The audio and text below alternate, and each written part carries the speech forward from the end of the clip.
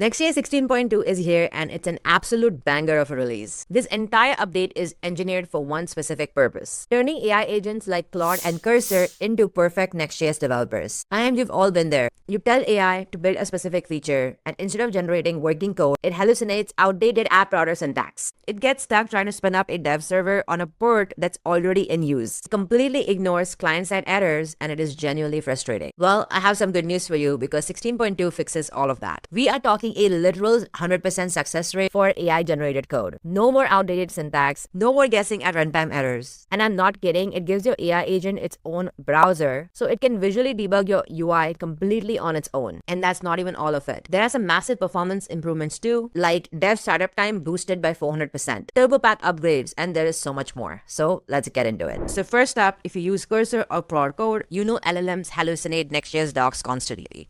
Next.js 16.2 fixes for that. So as part of that, Create Next app in fact generates a default agents.md file that tells your AI to read a bundled version match documentation locally before writing any code. Now, this one change brought AI success rates on Next.js from 79% to a perfect 100%. This is the agents.md file. It has specific rules for agent rules. You can also create your own MD file as well. But if you're using something like Claude Code, then this Claude.md file also is very helpful, as it just simply points to the agents.md file. And if you go to Node modules and head over to Next Dist Docs, you will basically see all the documentation in the form of markdown files right here. So your AI agents can refer to the documentation locally, and they have found it to be more successful compared to using skills. Now, this automatically ships with new Next.js projects created using Create Next app. However, on an earlier version, like a lot of us might be, you could also just run this command to generate these files automatically as well.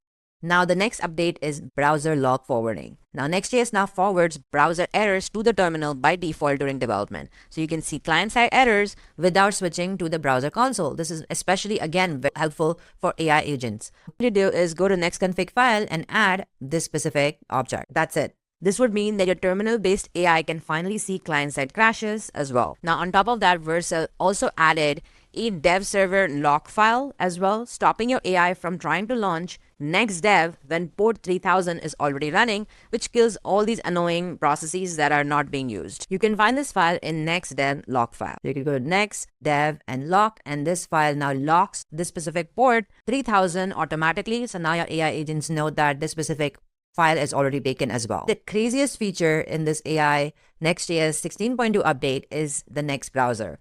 It's essentially an experimental CLI that literally lets your AI see your running app. Your agents can inspect the React component tree, analyze partial pre-rendering shells, monitor network requests, and take screenshots to debug your UI without you having to create a screenshot and sending it to AI. All you need to do is copy this command, head over to the terminal, and right here, just add skills to be Vercel Labs/browser tree. Now, once you do, it's going to ask you what skills are you looking for. Since I am using Claude Code, I'm just going to select Claude Code.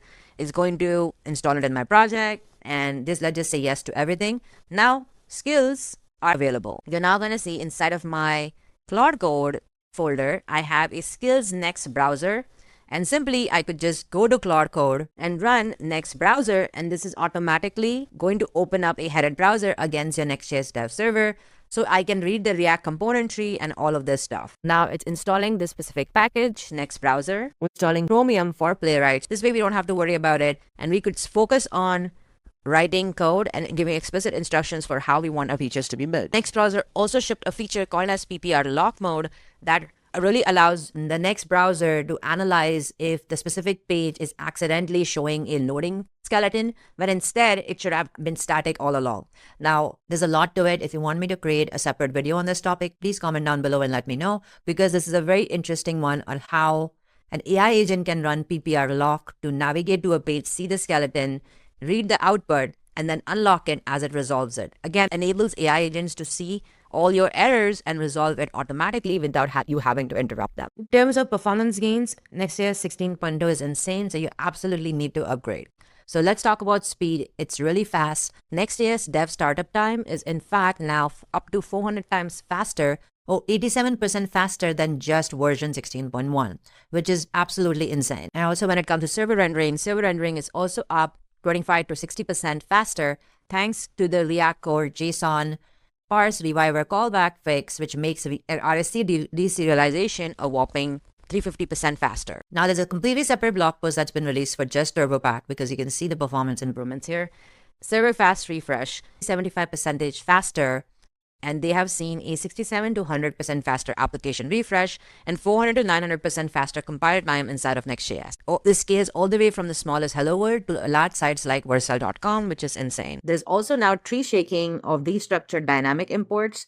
Unused exports are essentially removed from the bundle, thus leading to a smaller bundle size as well, which is awesome. Finally, a lot of quality of life updates. Raise your hand or comment down below to let me know if you hate hydration errors. Well, there are definitely updates over the versions in terms of that, but now there is a hydration diff indicator, so whenever a mismatch occurs, the error overlay now clearly labels it, so you know exactly which content came from the server versus on the client. We've also got server function logging right in the terminal, so you can also see the function name, arguments, and execution time. For example, if you press create post button, you're now going to see this inline action which indicates your specific server function is running as well, logging right in the terminal, again giving you that additional perspective if a specific server function is running or not, and you may avoid a lot of unintended errors there as well. And lastly, you may have heard of Vue Transition, which enables the new Vue Transition API in React, but inside of Next.js now, the link component itself accepts a transition types prop, an array of strings.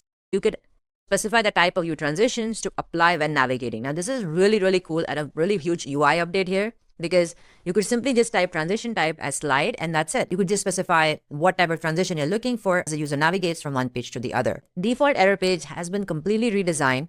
So you can see when an application encounters an error and you haven't defined an error page, Next.js is going to render a built-in fallback page. It is more cleaner and a bit more modern design. So these are a few highlights and updates that I really think were really exciting in Next.js 16.2. It's no longer a small version update. It's actually massive. So Vercel really listened to the community on this one. The AI integration is groundbreaking. The 400% dev speed up, hydration diffs, and honestly, even little things like logging the server functions in the terminal, Vue transitions as part of the link component. All of these are very exciting. So what's your favorite feature in Next.js 16.2? Please let me know down in the comments below. Also, if you found this specific breakdown helpful, make sure to like this video, subscribe to my channel. Let me know if you would want me to create a video dedicated for the next browser plugin from Next.js or not. Well, thank you so much for watching. Bye for now.